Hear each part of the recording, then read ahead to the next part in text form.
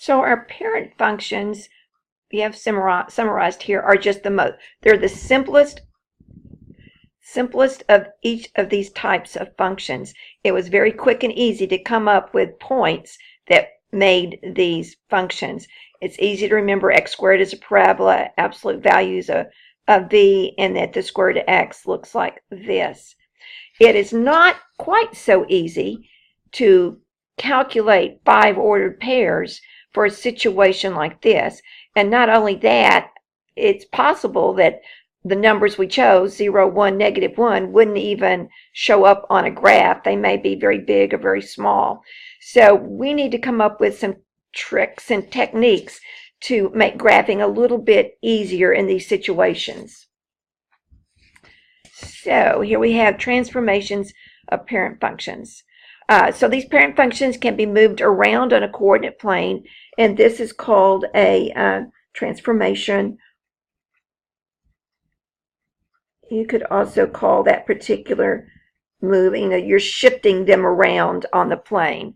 So the first transformation we're going to look at is y is equal to some function, some simple function, plus a number. What effect does d have on the parent function if I add it on the end like that? Now, we did a little bit of experimenting on that on the very first graphing exercise we had on this unit. And you may remember that the d either moved or shifted the graph up or down, depending if it's positive or negative. So graph y equals x squared and y equals x squared plus 2 in the same coordinate plane. Well, x squared, we had the ordered pairs of 0, 0, 1, 1, and 2, 1, 2, 3, 4, and the -1. And so this would be y equals x squared right there. And then to graph y equals x squared plus 2, every one of these points is going to move up 2. So this is going to move up 1, 2. It's going to move up 1, 2. Everything is going to move up 2 points. And so then I can connect it right there. So this would be my graph of y equals x squared plus 2. It moves it up 2. 4, graph y equals the absolute value of x below. So we'll do that. Again, it was 0, 0, 1, 1, 2, 2, and -1, 1, -2, 2. And we had this V shape here. And can you predict how the graph of the absolute value of x minus 3 will compare to that parent? So we got a -3, so that means that's right, it's going to move down 3. So all my points are going to move down 1, 2, 3, 1, 2, 3, 1, 2, 3. Everything's going to move down 3, 1, 2, 3.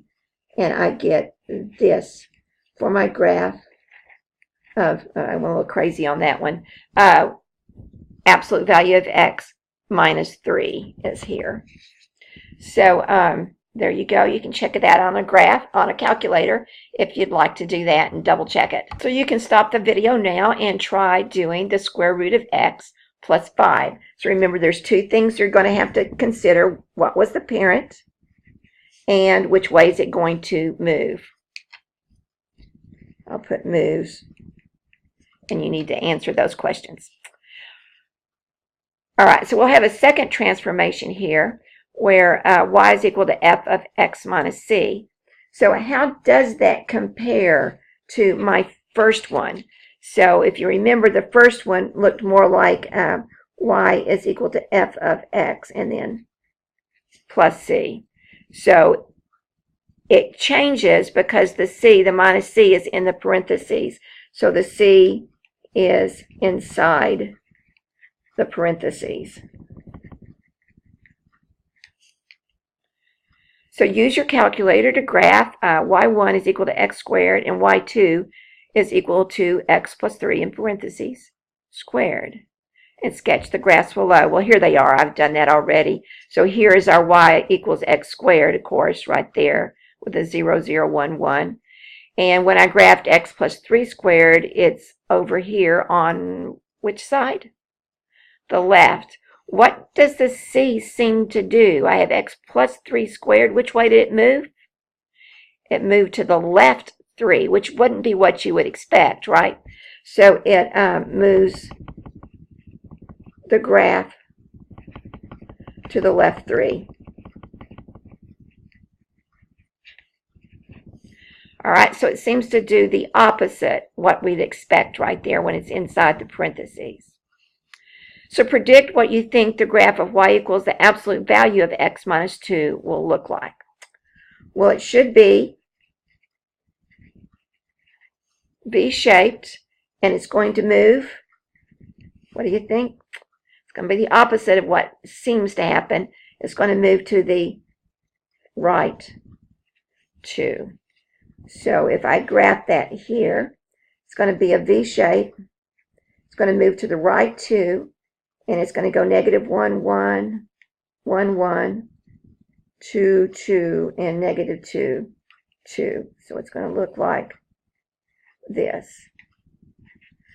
So here you see when I did it, I didn't draw the parent first, the absolute value of x, and that's the parent. I didn't draw that first and then shift every point to the right too, which you could, just like I did earlier. However, I shifted it. I just shifted the beginning point over 2, and then from there did my 1, 1, 2, 2, negative 1, 1, negative 2, 2, and plotted my points right there.